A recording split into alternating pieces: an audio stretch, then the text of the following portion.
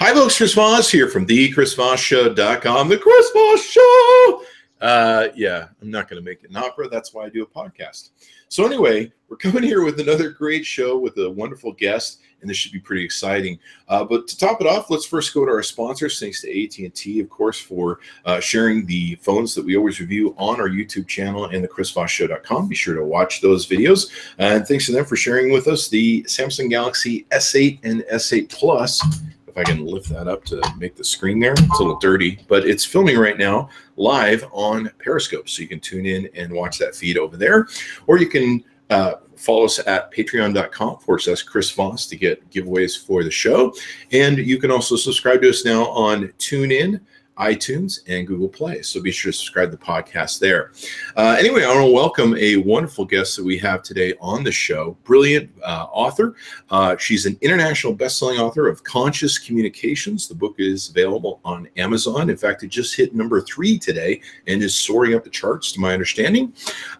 It's your step-by-step guide to harnessing the power of your words to change your mind, your choices, and best of all, your life. She's an author, speaker, entrepreneur, and CEO. And without further ado, Mary, welcome to the show. Hey, Chris, it is so exciting to meet you. Yes, that's what I say every morning when I wake up. Not really. I'm like, no, you're still here? Oh, geez.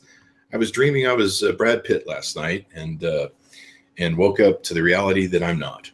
But that's okay. He's divorced. I was dreaming you were Brad Pitt, too. Well, I encourage any woman to dream that I'm Brad Pitt as much as you want. I'm not against that in any way, shape, or form. So, Mary, let's talk about your book. Congratulations! You told me you were a top 10, and today you've moved to top 3. You just sent me a copy of the screen clip of that.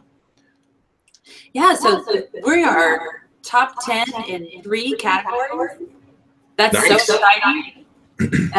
Woke up this morning and we were in top 50 in 3 categories, and then I think Hay House sent out a mass email, and boom, we went right to number 3, number 6, and number 9. So we're number 3 in self-esteem, number 6 in communication, and number 9 in happiness. Number 9 in happiness. I know. We need more happiness in this world. So I'm all for more happiness. Geez, we can't. After these past couple of weeks of disasters, man, we could use some happiness. We sure could. So tell us about your book. What is the book about? What prompted you to write it? What was your motivations, and what do you hope to do with it? Well, I wanted to write this book for 10 years. And I used to walk around and say to anybody who would listen, I really want to write a book, but I'm not a writer. And those words, it's like the words you speak are a mirror to your subconscious mind and your subconscious programming. And so the words, I want to write a book, it's like that was written on my soul. Mm-hmm. But the words, I'm not a writer, is showing me, it's a mirror to my subconscious belief system that something was out of alignment with that dream, because you see how those were in conflict with each other, wanting to write a book, but not believing in myself to be a writer. So what I had to do was, understand that I had in my past, I must have developed a belief that, either I had to have a PhD in English to write a book, or, maybe I thought I had to be well connected in the publishing industry, which I have 0 connections in the publishing industry. But you know what? The important thing is, when you have, everybody does that. Like, I want to start a business, but I don't have any money. Or, you know what I'm talking about? Like, I want to lose weight, but I never go to the gym. Or, we always do that. So that shows you that you've got some work to do. Exactly. I want to lose weight, but these Big Macs are in my hand. Yeah, or Snickers bars or Ghirardelli. So, what I did was I just took one step in a new direction. And I did that by signing up for a writer's workshop several years ago at Omega Institute. My teacher was Cheryl Strayed. It was right when the #1 best-selling book, Wild, was coming out. And by the end of that week, I had written something that I could be pretty proud of, and just, kept priming that muscle of giving myself, investing in the skills to become a writer. So that's sort of the story behind like how I got started in doing that, and super proud because it just came out in August and it's doing very well. That's awesome. I mean, building muscles for for great habits and also for great talent is a super important thing. I think it's said that you don't really become an expert in something until you spend 10,000 hours doing it. I know that with writing jokes or comedy or just about anything I've written, it's a muscle that you have to develop. And not only do you have to develop it, you have to keep it muscled up and keep always at it. And most great writers, that's what they do. They keep at it.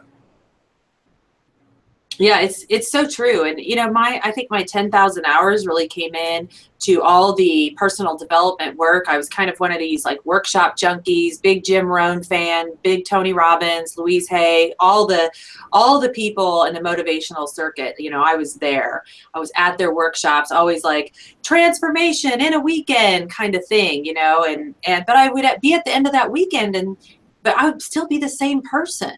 And what I had to learn is that your life is a journey that happens in transformations, in small pivots, you know, very small pivots, so that when I look back at the person that I was 5 years ago or 10 years ago, I'm completely different now. And I'm much more rapidly changing and developing into the person that I really want to be and the person that I could dream to be. That is not an overnight process. And this book, I'm so proud because I call myself a neuro nerd. So like anything neuroscience is like, I'm in it.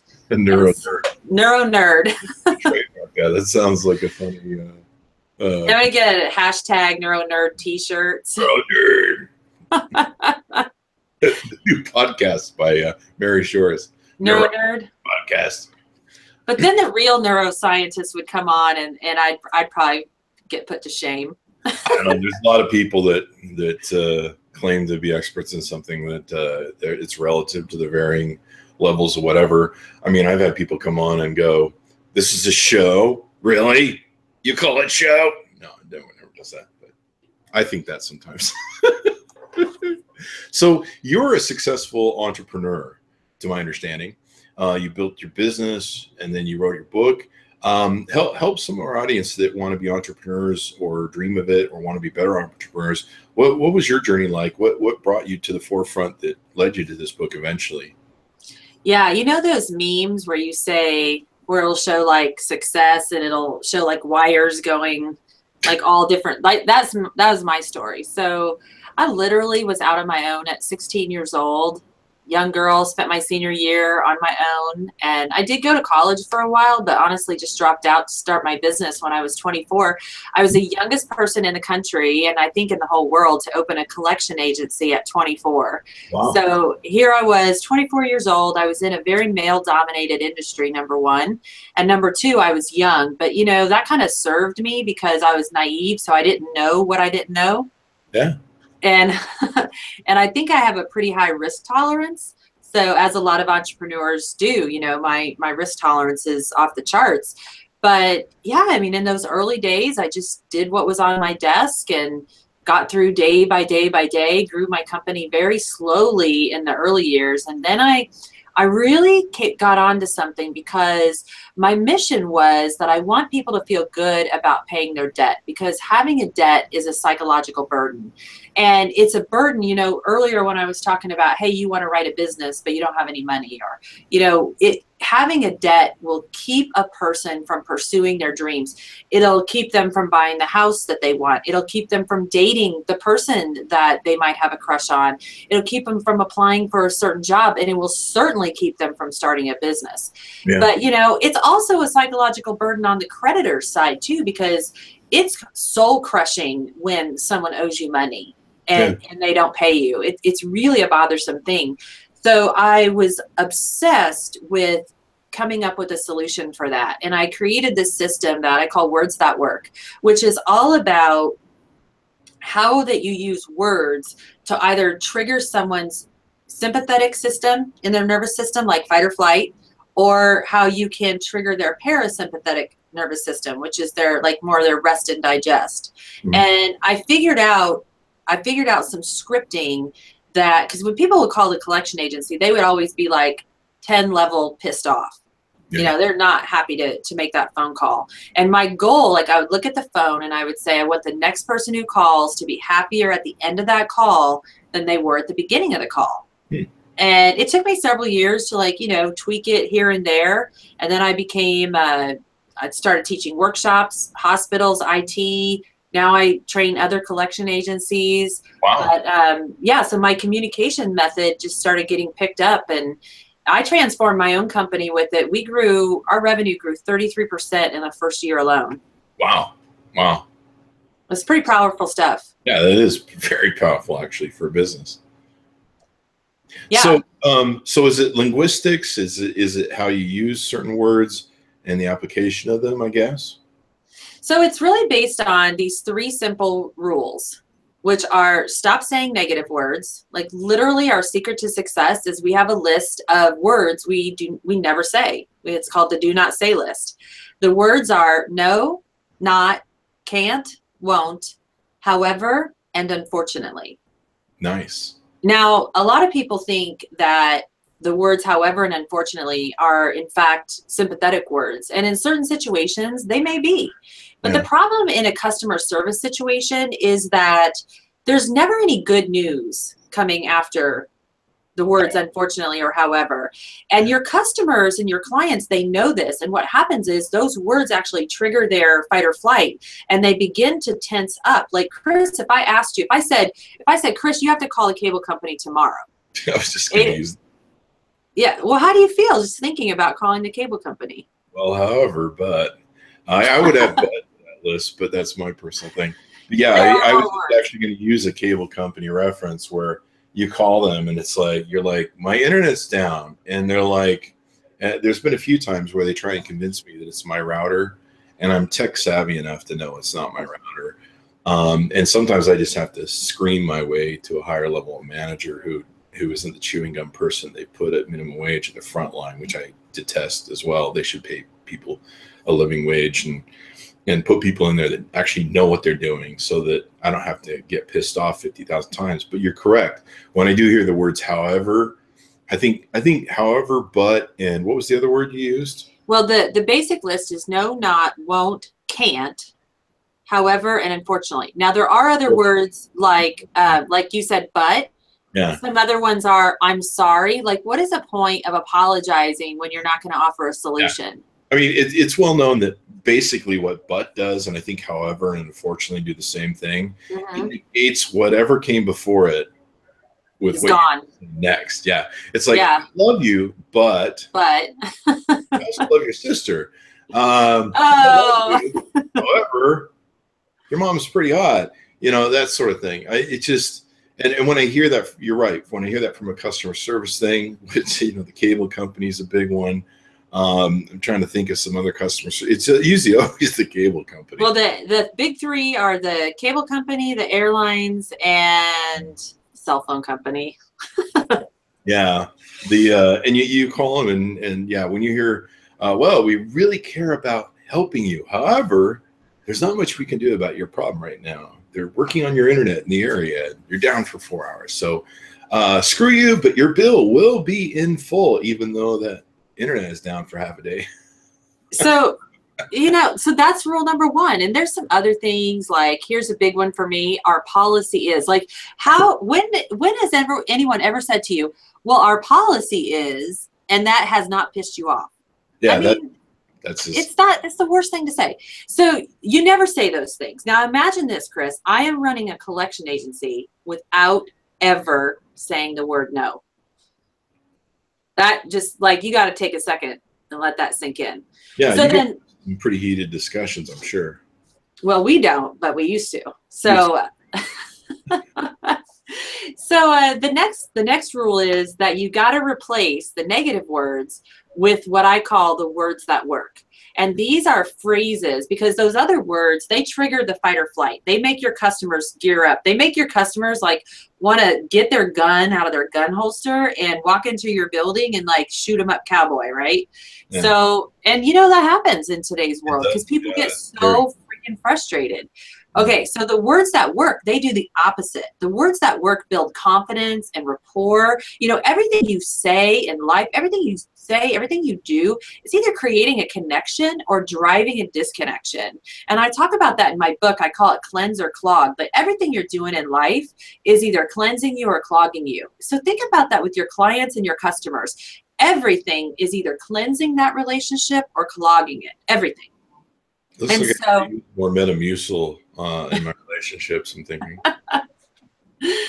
So this words that work are just, you know, you want to say some things that are going to plant a seed of happiness and reinforce a positive outcome with your customer or client. Things like, you know, I want to assure you that we're going to take care of this, or I am confident that we're going to find a solution. And then the last rule is just as simple as, this is not brain science here. Always tell people what you can do instead of what you can't do. Exactly. Yeah. Wow. It's so frustrating when you call somewhere and all they say is, I'm sorry, we can't do that because our policy is blah, blah, blah. Mm-hmm. But as soon as you start telling your customers just what you can do instead, it takes a little bit of training. It takes a little bit of scripting to get in the habit of it, but you can literally transform your customer service departments, your sales departments. Even like I've trained this between like doctors and their patients, because if you just learn to tell people what they can expect and look forward to, it just changes everything. So that's the short version. And it makes a difference in sales too. I use this absolutely in sales when you're selling somebody, when you're doing your proposal. There's many times where when I'm doing sales where someone wants to have a phone call with me because they just want that verbal sort of connection to really feel me out and vet me, if you will. And whether or not I sound like I care about them, whether I have empathy towards them, whether I understand their needs and want to help them, it has to come across in my voice, in the inflection, in the way I do it. Years ago, we had a massive telemarketing operation for our mortgage company. It was a 50-seater telemarketing operation. And our policy always was, if somebody wants to be taken off the list, take them off the list. That's fine. Make people happy. Don't piss people off. Take them off the list. This is before do not call lists, the do not call registry. So every now and then, we're small, I'd be helping my partner man the room. And it was always interesting to me. There'd be somebody really angry that we telemarketed them, and they would be, you know, just going at the telemarketer. The telemarketer would be scrambling and not know how to deal with this properly. And they, you know, I want to talk to your manager. And so I'd come right on the phone, and the first thing I'd say in my warmest, nicest voice, hi, this is the telemarketer's manager. I understand you want to be taken off the list. We're taking you off the list now, and we certainly apologize for any, you know, bothersome thing that we've done to you. And the tone of my voice and the way I immediately responded and the way I kind of hijacked the bad experience that they were having with our telemarketer shut down probably what you would refer to as the fight or flight. They're fighting with us. And like immediately they're like, oh, okay, you care and you're taking me off the list, which is what I want. And you know, so they might throw a couple more fight things at me, and I'm just like, we you know, we're not gonna upset you. We're taking you off the list. You will not be called again. I can assure you, and I'm sorry for bothering you. And I think a lot of it was the tonality that I used, the fact that I sounded like I cared, the fact that I had an interest to them. And I think there was a couple times where somebody said, you know, you don't sound like that. You're not that bad of a corporation. Just leave you on the list. I think it was very rare. Right. But, you know, the same thing when I would get problems to my desk. People would be like, this guy is complaining about one of your loan officers. He wants to talk to the CEO. He's pissed to hell. And being able to pick up the phone and start the conversation, and usually I'd hijack it or jump it from the beginning. Hi, this is Chris Voss. I understand you're really upset with one of our employees. I'd love to talk to you about it. I'm sorry you're having this experience. What's going on? And then I would listen to them.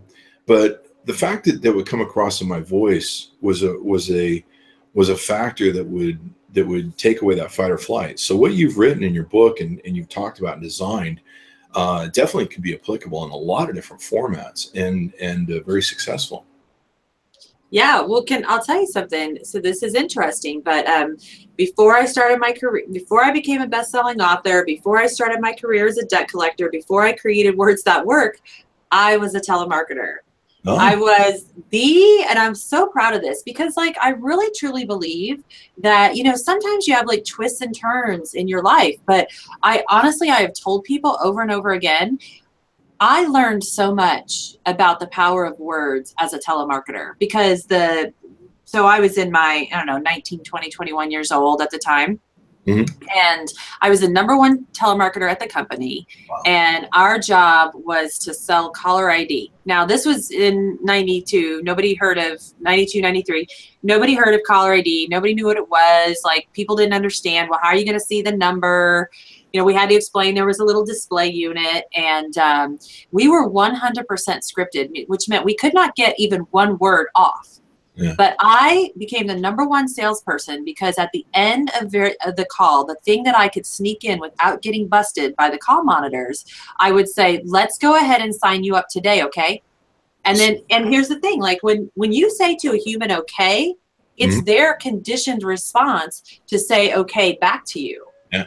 And I became the #1 telemarketer in that company because I would say the words, okay. It was so powerful. That's a great sales closing line every time. Every time. Every time. That's just money. And getting people to say yes is really important to get to a buying decision. But yeah, that okay has been one of those things that I've always used. It's very subtle. It comes right in under the door. People say it and then they'll be like, "What? Oh, hang on, I was just agreeing with you." But by then, it's so true because humans are have certain conditioned responses. And so, that's one of the things that I studied is like, what is our conditioned response to this? What is, how can I studied like, how many no's do I need to get before I'm going to get a yes? And so like when we're doing our negotiation techniques, I've got it very divided out so that I get 3 or 4 no's because I know I'm going to need to get that many no's before I'm going to get a yes. And, it's super interesting. And it led me, like telemarketer, debt collector. I'm still running a call center, right? It's just collections to me was sales. And I wanted to treat people with respect. Like I was selling them on the idea of improving their credit versus shaming them for having debt. So from there, then, I took this technique to personal development and then that's where it exploded. Mm-hmm. Because taking it to personal growth and development and understanding that not only, like I was talking about in the beginning of the show, but these words that we say out loud, that's how we're programming our own minds. Mm-hmm. So, saying the word okay to another person in a sales situation, that works, right? Yeah. But do you know words also work on yourself? Yeah. It's just super, super fascinating stuff. So that's where the book kind of came from, this like super unlikely place. Mm-hmm. But I 100% believe that you can change your mind by changing your words and your choices, because there's this huge feedback loop in your mind that when you start to get deliberate about the words you say, it begins to affect your thoughts because the words are coming from the prefrontal cortex, but they're feeding back from the subconscious mind. Yeah. Not to get too nerd on you, but no, but that's very true. Words are very powerful. I learned this with Zig Ziglar and studying his books and closing lines when I was becoming a salesperson. Telemarketing is a what's the word I'm looking for? Is a very economic way to use wording and learn to use wording and be effective because there's only so much stuff you can say, and you've got to capture interest within 2 to 3, 6 seconds. And so you have to learn to work with that economy of a few words in a telemarketing script to perfect that thing, to get the best response, to get your clients to listen. One of my other favorite closing lines is not only the okay at the end, but using the word let's. Let's is one of my favorite words. So let's go ahead and do this. Let's put together this program and we'll start doing this marketing thing with you, and we'll just do that, okay? And I've always loved because it means we're going to work together on this. Connected, sure. Us against the world. We're going to do this. I've heard salespeople say, well, what do you think? Or how can I help you? then it becomes really targeted to the person where they realize that they're in a battle with you over you getting them to say yes and you getting their money, and they're not sure if they want to give you their money. And using the let's approach, we is another favorite word of mine. What we should do is this. And anything that makes it sound like we're going to work on this together. This is a together thing. And to me, that I think it empathizes a lot more caring towards the person. You're talking in a language that isn't about you versus them. It's about us doing this together, us being a team, us helping them achieve their goals. One of the interesting things I learned when it comes to linguistics and words that are powerful, like you did, was in our sales organization. I always hated the term, how can I help you? There's a lot of jokes about it. How can I help you? You know, it's the old used car salesman line that is just so awfully overused in sales and such a failure. And I developed the best question to ask people when my salespeople call off the leads. What are you trying to accomplish, sir, ma'am, whatever? What are you trying to accomplish? And then shut up and listen. And anytime we caught one of our salespeople on the phone, because we monitor the salespeople as well, on top of the telemarketers, anytime I heard that, how can I help you? I'd just be like, oh man. And you could always, and what was funny was sometimes just that line, how can we help you? Or what are you trying to accomplish right now? Or what are you trying to accomplish with this refinance you're working on? What are you trying to accomplish? Just that line somehow could take a crappy salesperson that wasn't selling well, and just by invoking that line on every call, they'd suddenly become either great salesman or an average salesman that could keep their job, and I wouldn't have to fire them. Just that little line, and then listening, and then feeding back to the client. Okay, so I understand your situation is this and what you were trying to do. And so many salespeople, they just try and ram through what they want, that they think the client wants, without listening to the client. And you're right, it invokes that fight or flight mechanism that makes them go, wait, I'm on defense now and you're on offense, and screw you because I have the money that you want. Yeah, you know, I've taught people a lot, like when you can uncover what the challenges are, then you can very easily tailor your conversation to be focused on the options for the solutions that's going to solve their specific want or need, the thing that they're trying to accomplish. So I'm going to write that one down. I got to steal that from you. That's cool. That's cool. I might have stole it from somebody else years ago. So it might be in a Tom Peters book or something, Peter Drucker. I remember, I don't think I ever came up with it, so I won't take credit for that. But I will take credit for using the crap out of it. I mean, it was like one of the pinnacles or tidbits you'd always be like, this is what you have to do as a salesperson for us. And you know, it's interesting. Anytime I got the pissed off calls from the customers that were very angry, sometimes like for our mortgage company, we own a lot of companies, but for our mortgage company specifically, whenever we get a really angry call from a client who hadn't got what they wanted at closing, 9 times out of 10, the salesperson had not either asked the question, what are you trying to accomplish, or listened as to what they were trying to accomplish. Because, you know, they'd be telling us, you know, well, we told them we wanted this, we want a 15-year mortgage, and they put us in a 30 and blah, blah, blah, blah. And basically the biggest problem was the salesperson did not listen as to what the person wanted to accomplish. And they just kind of did what they want. And that's real power, getting future sales and future business and referrals and everything else is that language. And then also having the tenor of voice that comes across that you're carrying. And like you say, the words convey the inflection of whether you care or not as well. It sure does. Or the words you avoid in your case, where you also have the list of do not say these words. But yeah, anytime I can think of probably a million times I've heard that, however, crawl across the cable company call or the utility company call, and you're just like, you just said what to me?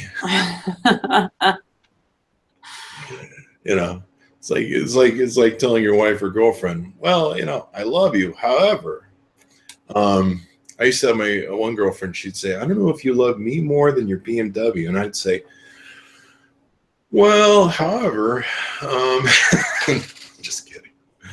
I'm just doing bits. No, I actually really did love my BMW more, but that's another story. I'm sure she liked my BMW more than me too as well. So given that. So Mary, it's a great book that you got going on there. And I love the concept. And a lot of this goes into entrepreneurs and sales and everything else on top of collection agencies. Certainly there can be a huge difference in the way collection agencies do. I remember one time we had about 100 to 150,000 in collectible accounts that we had to send to a collection agency. And we sent half of them to one agency and the other half to another agency. And the difference between the two was palpable. Really? Yeah, it was huge in how the one could collect way more money than the other. And we didn't do anything to validate, certain segments of the accounts. We just split them in half and gave half to one company, half to the other. Part of it was their application of the one company wouldn't do anything legally in court unless they could verify assets, which is really stupid because somewhere in the next 7 years they're going to get assets. Where the other company would actually do court action regardless of whether they could find assets or not, so that when they did acquire assets, they would be encumbered or encumbered by the court, as it were. But it was interesting, the difference there. And of course, like we've talked about, the sales for your company or any company, that can make a huge difference as well. Yeah, well, I mean, I get a million thoughts because you get me on the collection track, and but yeah, I'd much rather talk about the book, which isn't about collections at all. So I just want to make sure the listeners understand that the book's a personal development book, and these are concepts that I learned in the laboratory of my life and my collection agency and my study of neuroscience. But we're not going to teach you how to run a collection agency in this book. And like we talked about, it's more about the words, how you sell, how you empathize with the clients, and how you provide customer service as well, because certainly how you deal with your client after they've already paid you their money is an important factor. Looks like you've been on a few different things: Chicken Soup for the Soul podcast, Lavender Lifestyle, Positive Head, Everford Radio, and you've got these great scientific methods in the book for actionable tips to improve your life. I think some of this is about personal alignment too, as well. I mean, so some of this wording can be applied to make yourself better. Yeah, well, I feel like there's a lot of talk about, you could reach your highest potential, or there's infinite possibilities available to us. And I know, like, you and I come from the generation that we were taught we could be anything. You could be the president of the United States if you want to. There's no limitations. But here's the thing, like, when we hear that infinite possibilities, I think a lot of times we think that means something good. But like, I've got the potential to become a best-selling author, but I've also got the potential to never ever sell a book, right? Or I've got the potential to travel the world, and I've got the potential to never do anything. Mm-hmm. But the thing, like, it's what's important here, and how do you apply this stuff to your life if it has to do with neuroscience, is how do you turn a possibility into a probability? And the difference between those two words is that a probability means that it's more likely to happen based on the actions and choices that you're making.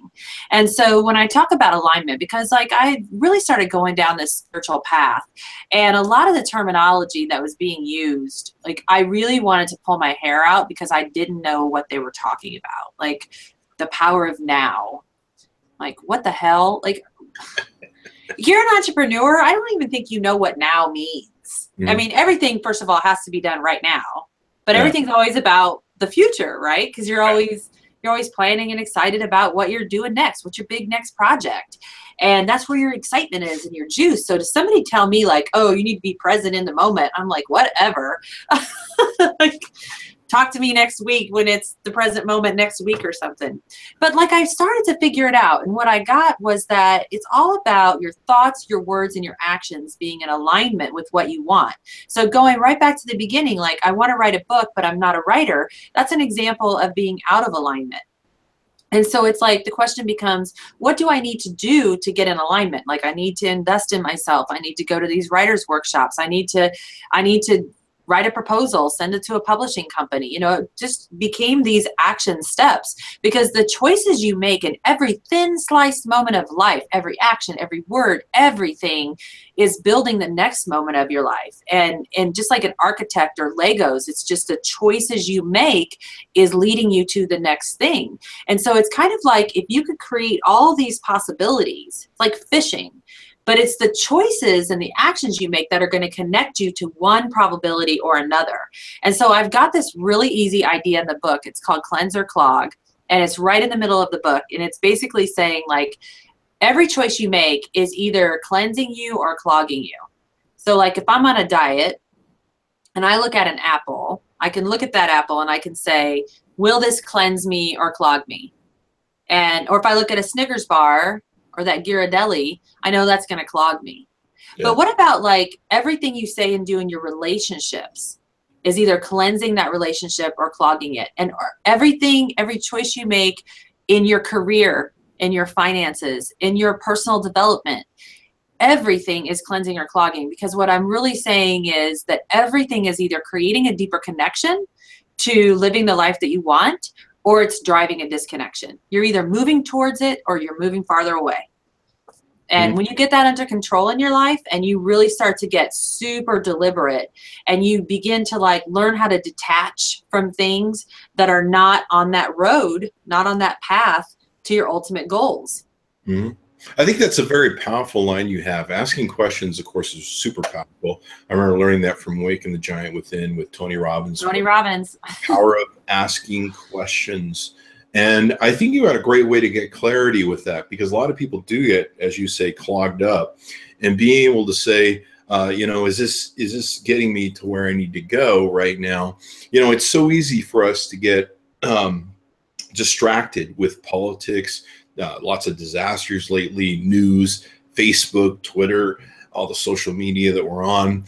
Of course, any social media that has my podcast is just fine, so don't turn that off. But some of the other, horrific events of the world can definitely clog you up and get you distracted, can worry you, get you off track for maybe what you're trying to do as an entrepreneur, writing a book, becoming successful in your field, getting more financial independence. And so I like how you put that, because it's really simple. I hear a lot of different things like get in the now, like you say, and you're just like, what the hell does that mean? I don't know what it means. Yeah, get in the now. What does that mean? I'm here now. I don't know what I'm supposed to do. Last time I checked, I'm standing in front of the mirror and I'm now. So how do I get from now to when or then or whatever? You gotta get zen. You gotta get zen. Yeah. So I gotta fix this guy in the mirror. So I like your approach to it, and that great question that's very simply formatted that anyone can get their head around. It's not disguised in some sort of mumbo jumbo that you get from sometimes these gurus of self-improvement, where you're just like, I don't know, I guess I'll read the book again and figure out what that means. But having that ability to say, is this getting me towards my goals? And then, I take that line that you have and I just tape it probably to the top of my monitor, my computer monitor, so that I could just kind of look at that throughout the day. And anytime I start wandering over to some sports page or some crap that some politician said, I could just look at that and go, is this really working for you, buddy? And you have posted a picture on Twitter when you get that up on your monitor. That's a good idea. I'll hold you to that. Yeah, I'll put on the monitor, because I really need that. Is this cleansing me or clogging me? Is this cleansing me or clogging me? I went through the same sort of experience with, like you say, with diet. I lost about 70 pounds last year by asking kind of that question: was this clogging me or is this cleansing me? And I became a vegan, quit drinking pop, and lost 70 pounds within I think 3 months. And I didn't work out. I didn't work out, didn't run, didn't exercise in any way, shape, or form. But me just not eating stuff that clogs you up and sticks to you, and eating stuff that would go through you, clean you, and was natural and wasn't some of the chaotic poisons that they have in some of this food. It's not even really nutrition. Right. But learning that thing made a huge difference in my life. And now I still, sometimes I'll still eat a salad for breakfast, and people will be like, "Oh, that's not breakfast food." And I'm like, no, it actually, there is no such thing as breakfast food. That's all marketing. And there's something about, man, you eat a salad that's a good salad and your body just loves you for it. Your body goes, thank you. I'm going to use that to cleanse you out and get rid of all the crap and just you feel better. But man, you eat a burger, afterwards you're just like, oh, that clogged me up. Ugh. And then you're probably going to live with that for the next couple of days, especially if it's like a Taco Bell burrito or Taco Bell taco. Well, I wonder how it clogged your girlfriend up when you tell her you love the BMW more than her. Yeah, that clogged a few relationships. In fact, that's probably why I'm still single. So, definitely you can apply that to your relationship. Maybe when you're speaking to your spouse or your loved one or significant other, you should say, is getting angry at them for the toothbrush or the toothpaste, tube cap being left off, is that worth clogging up my relationship with bad feelings and bad, stuff that stacks really when it comes down to it. That's something I would offer too, to what your concept is, the clog or cleanse, is that there is a stacking. And if you clog enough, it really becomes a disempowering sort of behavior or attitude or thought process, whatever. Well, it changes the way people think. So I've been getting messages from all over the world that they're literally, whenever they go to do something, they're asking, is this going to cleanse or is this going to clog? And it's changing the way, it's given them such a simple tool to make quick decisions and learn how to just let something go. And also in the book, like, there's tables, so there's like suggestions how you can measure your cleanser clogs, because what you're going for here is like an 80-20 rule, because you're not going to be perfect. But if you like stick to cleansing choices 80% of the time in life, you're going to see dramatic changes within about 45 days, because it's just going to be like one little pivot here, one little pivot there. And I'm even talking about things like, if you're driving home from work, if you're married and you're driving home from work, and especially like with women, what they do, they get on the phone with their other women friends. And what's that woman friend going to do? She's going to bitch about her day. Right? Yeah. Can you believe my boss said this, blah, blah, blah. And this, but me, I'm listening to that. So what's that doing? That's triggering my nervous system, so that when I walk into my door, to my kids, to my partner, to my whoever, I'm juiced up. I'm like, Arr. So even just making a choice to stay off the phone for my commute home will make a world of difference. It's a cleansing thing, so that when I walk in the door, I can be fully present to my family and not already agitated because I listened to what Susan had to say about her boss that I don't even care about. Yeah. You bring up a really good point, especially in relationships, and how some of the external things can clog up stuff. I've had girlfriends as friends. It sounds like I have a girlfriend problem. I keep bringing up this topic. I don't know what that's about, but it's good joke parody, I guess. But they would have some of the times their girlfriends would give advice that would end up clogging our relationship. Mm-hmm. Because they would be trying to push their expectations. And that's why I'm really big on not getting involved with people's relationships, because I'm not in them. I don't know what they're doing. But I do remember, to what you're saying, years ago, I went with one of my girlfriends to the movie Seven. If you remember the one with Brad Pitt, Morgan. Oh, yeah, I remember that well. And, we had no idea what we were going to. We're just going on a date, movie. We were having a great time. We had a great dinner. Everything was going wonderful. We went to see that show. And it was so horrific, and so it just made your skin crawl, especially at the end. And we left that under such a dark cloud that we got in the worst fight in the car. And I'll never forget how much that movie affected us, and in your words, clogged us. And we were just so disgusted with the movie or the content in the movie. And it was just, it got inside us, and we just fought like really awful. And then it took a couple of days for us to realize that had really set us off, that movie and the darkness in it. And I think sometimes you have to do that, where you've got to reset. I used to do a thing when I would come home with my girlfriends where the first thing I do when I'd walk in the door is I go over and give a big hug and kiss. And to me, that was kind of like the reset, because we had a lot of businesses and, you know, I had lots of employees and lots of craziness.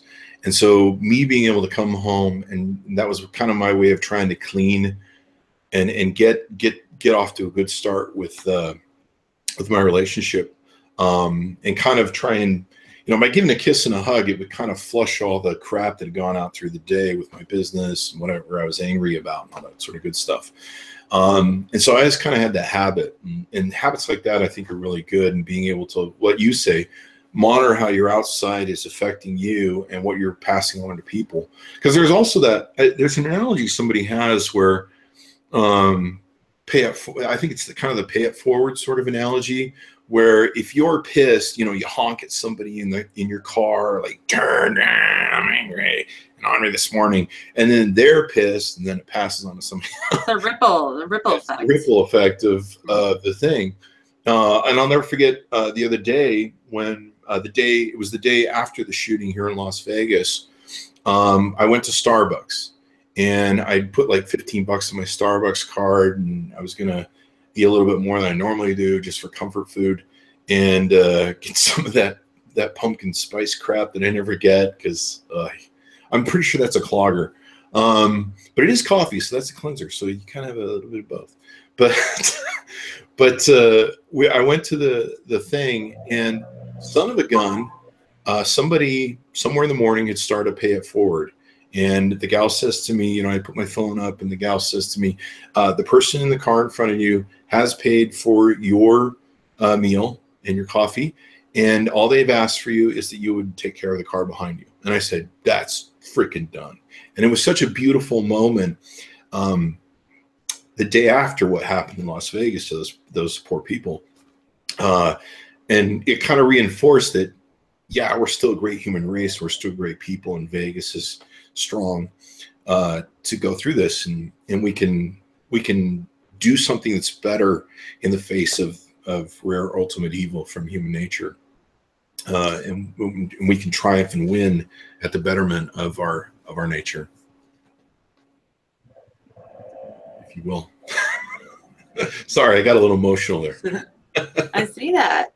Well, yeah. I can tell you why your girlfriend and you got in that fight after that movie, because like I've got a whole section in the book called Your Nervous System, Friend or Frenemy, and it's all about these chemical recipes that are flushing through your body. So when you see, because like as humans, we are designed to be able to protect ourselves, but our brain and our nervous system doesn't know the difference between a real threat or a perceived threat. So when you guys are sitting in that movie, what's happening is your body is creating a lot of chemicals like adrenaline and cortisol, and you're creating the chemicals that are gearing you up to fight. And the body cannot rush energy to those areas that get you to fight, and also rush energy to the more like relaxing centers of your brain and body to be able to like be in a position to be with your loved one. And so and that was happening in both of your bodies, which means there's a clash there.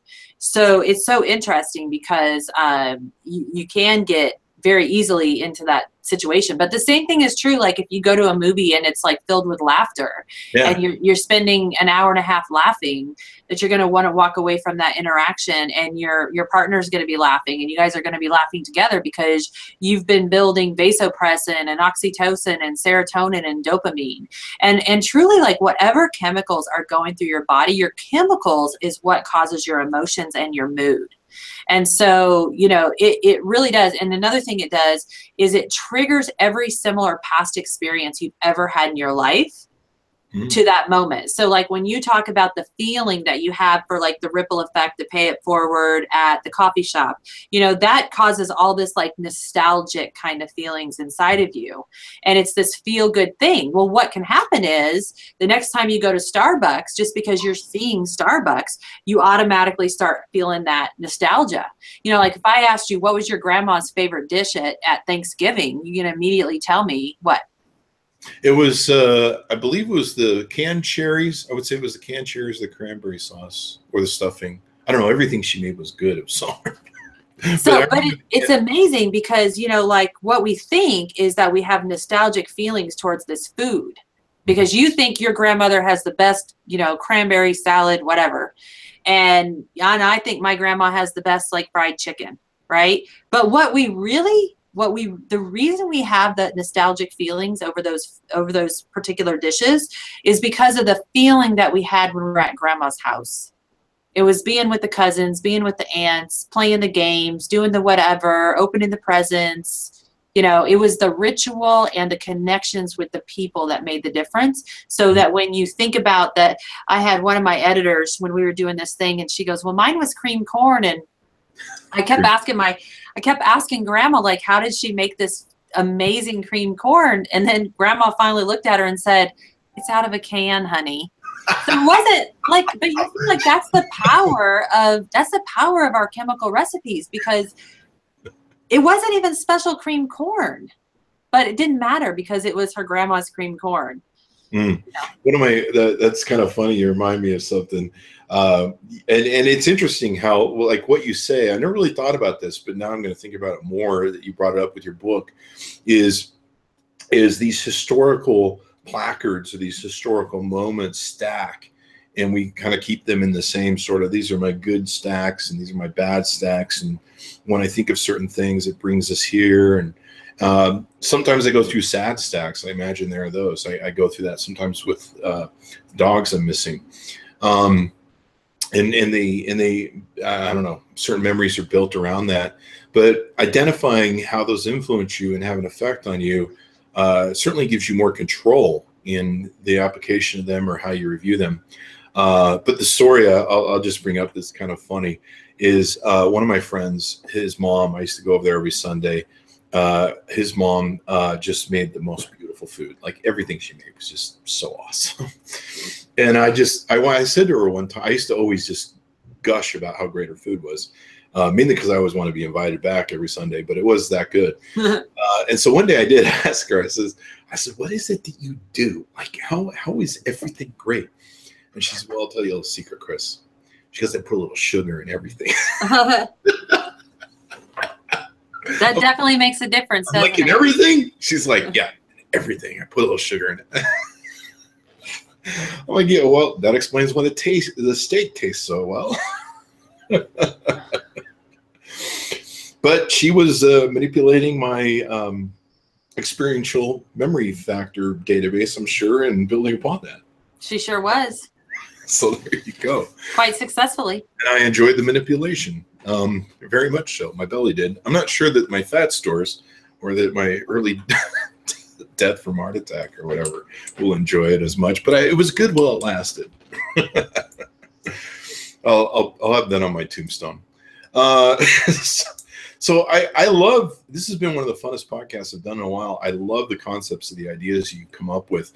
And what's great is here in the podcast, we've covered that they're great from everything from business to relationships to what's going on in your head at any given time to social media control. You know, you could write a lot.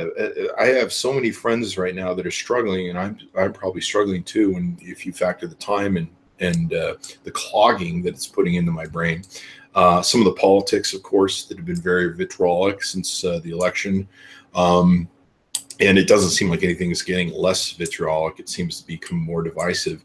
And I know a lot of my friends on social media are having a really hard time managing this. And having that analogy of, should I go look at the CNBC or MSNBC website? Should I go look at this website or that website? Or should I just not let that clog my brain? And let's stick with cleansing and doing stuff that helps me, my business, and my family. Yeah, I couldn't agree more. Yeah, definitely. How long have you been in business as an entrepreneur?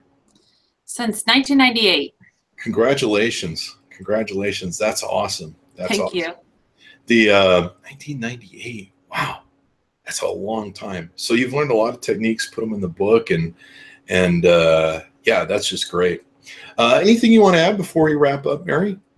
Well, I definitely want to I'm really, right before I got on the show with Chris, I was looking at my Amazon stats, could not believe that I was in the #3 spot. And I would love, love, love for any of the listeners who are interested in my book, just go to Amazon, look up Conscious Communications, read the description. If it resonates with you and you grab that on either Kindle for $1.99 or paperback for $10.87, man, you'd really help me hit that #1 spot, which would pretty much make my entire life. So I would be like, thank you. And I think we probably gave Chris our free guidebook, that we have a companion guide that goes along with the book. So you can have that. You know what? You can have that whether you buy the book or not. I don't even care, because if you look at the guidebook, you'll be able to do, there's coaching exercises at the end of every chapter, and all of those coaching exercises are even in that guidebook. So you want to just have that, that's fine with me. Find me on all kinds of social media, Twitter, Instagram. Guess we're trying to build our Instagram feed right now. So it's you can find me anywhere, Mary, M-A-R-Y, Shores, S-H-O-R-E-S. And I'm going to make sure Chris posts a picture of that cleanser clog on his monitor. I can't wait to see that. And the other question too that you had was the question, what was the question you had? I'll have to go back and watch it in the video. But I'm looking at your interview topics, which are pretty awesome. We need to have you back to talk about some of these other great things you had in your interview topics you can cover. But I really love what we covered today. If you watch this and you're an entrepreneur, you really want to maybe give this a second listen and get introspective on some of these techniques, because the difference between success of being an entrepreneur is sometimes just the formula. And sometimes the formula is so simple, and a lot of it is what you do inside your own head. I've always, as an entrepreneur, one of the things that I always had, mantras that I had is there is always a way to make things better. There's always a way to improve things. Even if you innovate something, there's a way to innovate it more. There's a way to take it to the next level, and it's never ending. If it's a paperclip, that's not just a paperclip. We can put little severs in it. We can put little paint jobs on it that make people feel more personally applied to a paperclip. Battery-operated paperclips. Battery-operated paperclips. That have those now, huh?